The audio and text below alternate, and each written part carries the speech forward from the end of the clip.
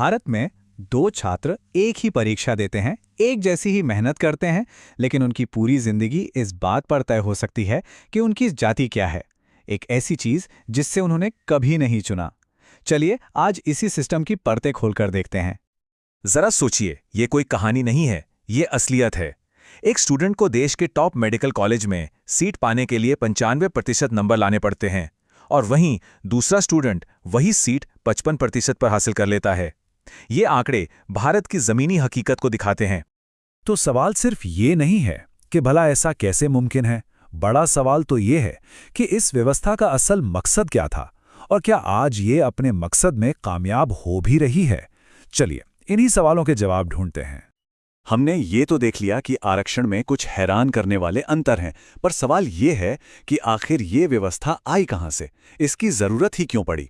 असल में ये सिस्टम किसी को सजा देने के लिए नहीं बनाया गया था, बल्कि सदियों से चले आ रहे एक बहुत गहरे ऐतिहासिक अन्याय को ठीक करने के लिए बनाया गया था। देखिए, ये सिर्फ इतिहास के कुछ पॉइंट्स नहीं है, ये पीढ़ियों की कहानी है। सोचिए, सैकड़ों सालों तक दलितों को स्कूल जाने तक नहीं दिया गया, आदिवासियों को उनके ही जंगल और जमीन से निकाल दिया गया। तो जब देश आजाद हुआ तो ये पूरे के पूरे समुदाय विकास की दौड़ में मीलों पीछे थे। ना उनके पास शिक्षा थी, ना पैसा और ना ही आत्मविश्वास। इसीलिए संविधान बनाने वालों ने सोचा कि इन्हें बराबरी पर लाने के लिए एक खास सहारे की जरूरत है। ये ट्रेनिंग व्हील्स वाला आइडिया ना बड़ा कमाल का है। जैसे जब कोई बच्चा साइकिल चलाना सीखता है तो हम ट्रेनिंग व्हील्स लगाते हैं ताकि वो गिरे नहीं, लेकिन एक समय के बाद उन्हें हटाना भी उतना ही जरूरी है, तभी तो वो तेजी से आगे बढ़ पाएगा।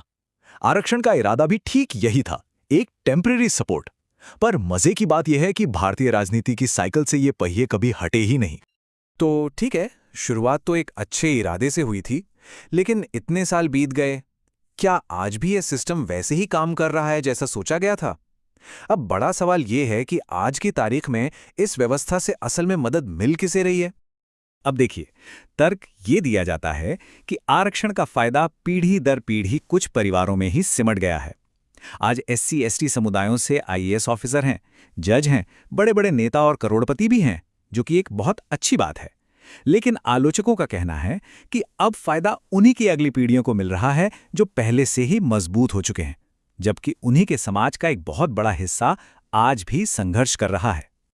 ये स्लाइड इसी उलझन को सामने रखती है। एक तरफ आरक्षण का फायदा उठा चुके एक अमीर परिवार का बच्चा है जो बेस्ट स्कूलों में पढ़ता है, जिसके पास हर सुविधा है, और दूसरी तरफ जनरल कैटेगरी के एक गरीब किसान का बेटा जिसे कोई सरकारी मदद नहीं मिलती। हाँ, माना कि हर केस ऐसा नहीं होता, ये थोड़ा सिंप्लीफाइड है, लेकिन ये एक जरूरी सवाल तो खड़ा करता है कि क्या सिस्टम उन तक पहुंच पा रहा है जिन्हें इसकी सबसे ज्यादा जरूरत है।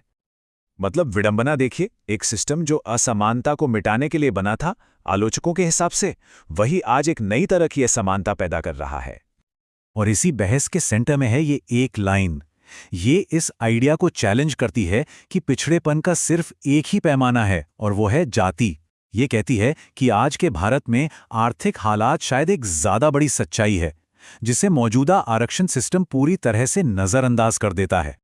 तो ये तो समझ आ गया कि सिस्टम को लेकर कुछ गंभीर सवाल हैं, लेकिन इसका असर क्या हो रहा है पूरे देश पर, समाज पर। चलिए उन छिपी हुई कीमतों पर नजर डालते हैं जिनके बारे में सोर्स में बात की गई है। इसके 3 बड़े असर बताए जाते हैं। पहला, ये मोटिवेशन पर असर डालता है। अगर किसी को ये पता हो कि कम मेहनत में भी सीट मिल जाएगी, तो अपना बेस्ट देने का जो जज्बा है वो कम हो सकता है। दूसरा, ये समाज को हम और वो में बांट देता है, जिससे नफरत और दूरियां पैदा होती हैं। और तीसरा, जब डॉक्टर या इंजीनियर जैसी जरूरी नौकरियों में सिलेक्शन का आधार सिर्फ मेरिट ना हो, तो ये देश की तरक्की की नींव को ही कमजोर कर सकता है। अब यहां पर एक सवाल तो मन में आता ही है कि भाई, अगर इस सिस्टम में इतनी दिक्कतें हैं तो ये खत्म क्यों नहीं होता, बल्कि समय के साथ इसका दायरा और क्यों बढ़ता जा रहा है? इसका जवाब सीधा नहीं है, काफी पेचीदा है। लेकिन एक बात तो साफ है, इसमें राजनीति की बहुत बड़ी भूमिका है। इसका जवाब ना एक छोटे से शब्द में छिपा है, वोट बैंक। वोट बैंक का मतलब है किसी खास समुदाय के वोट, जिन्हें पॉलिटिकल पार्टियां कुछ वादे करके या खास फायदे देकर अपने पाले में कर लेती हैं। आपने भी चुनावों के टाइम सुना होगा कि कोई नेता किसी खास जाति को आरक्षण देने का वादा कर रहा है। ये वोट बैंक की राजनीति का एक क्लासिक उदाहरण है। सुनने में शायद कड़वा लगे, लेकिन तर्क ये है कि राजनेताओं के लिए समुदायों को हमेशा मदद की जरूरत में रखना उन्हें पूरी तरह से मजबूत बनाने से ज्यादा फायदेमंद होता है, क्योंकि एक वफादार वोटर ग्रुप उन्हें सत्ता में बनाए रखता है।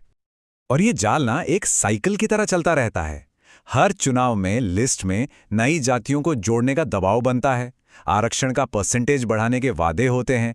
इससे जो असल मुद्दा है यानी गरीबी और पिछड़ापन वो पीछे छूट जाता है और सिर्फ जातियों की राजनीति हावी हो जाती है। तो हमने प्रॉब्लम समझ ली, राजनीति भी देख ली, तो क्या कोई बेहतर रास्ता है, कोई ऐसा तरीका जो ज्यादा फेयर हो, ज्यादा असरदार हो? तो एक मॉडर्न सिस्टम के लिए ये 4 कदम सुझाए जाते हैं। मदद का आधार सिर्फ जाति ना हो, बल्कि ये देखा जाए कि परिवार की इनकम कितनी है।